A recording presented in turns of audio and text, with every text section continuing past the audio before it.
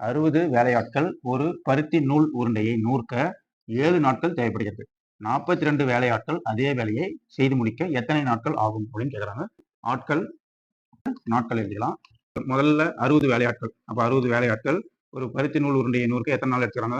7 நாள் எடுத்துக்கிறாங்க. சரிங்களா? 42 வேலையாட்கள் அதே வேலையை செய்து முடிக்க எத்தனை நாட்கள் ஆகும் கேட்குறாங்க. 42 வேலையாட்கள். 42 வேலையாட்கள் எத்தனை நாட்களில் செய்து முடிப்போம் அப்படின்னு கேட்குறாங்க. எத்தனை நாள் அப்படின்றத நம்ம எக்ஸ்னு வச்சுக்கிறோம். ஆட்கள் வந்து 60லேருந்து 42 என்ன ஆகுது? குறையுது. அப்போ ஆட்கள் குறையுதுன்னா 60 பேர் இருந்தால் 7 நாளில் முடிச்சிருவாங்க. அப்போ 42 பேர் இருந்தாங்கன்னா ஆட்கள் குறைஞ்சிட்டாங்க. அப்போ எத்தனை நாள் ஆகும்? நிறைய நாள் எடுத்துக்கோங்க வேலை செய்யறதுக்கு. அப்போ நாட்கள் என்னாகும்? அதிகரிக்கும். சரிங்களா? இப்போ இது கீழே ஆட்கள் குறையும் போது நாட்கள் அதிகரிக்கும். அப்போ இது வந்து எதிர் விகிதத்தில் இருக்குது. அப்போ எக்ஸ் ஈக்குவல் டு எது வேணுமோ அதை எழுதிக்கிட்டு எதிர் விகிதத்தில் இருந்தால் 60/42 அப்படியே எழுதணும். 60 டிவைடட் பை 42.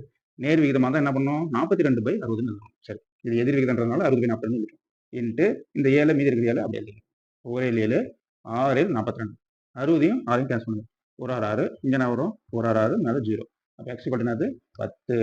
அப்போ 42 ஆட்கள் எத்தனை நாட்களில் செய்து முடிப்பாங்க? 10 நாட்களில் செய்து முடிப்பாங்க. ஓகேங்களா?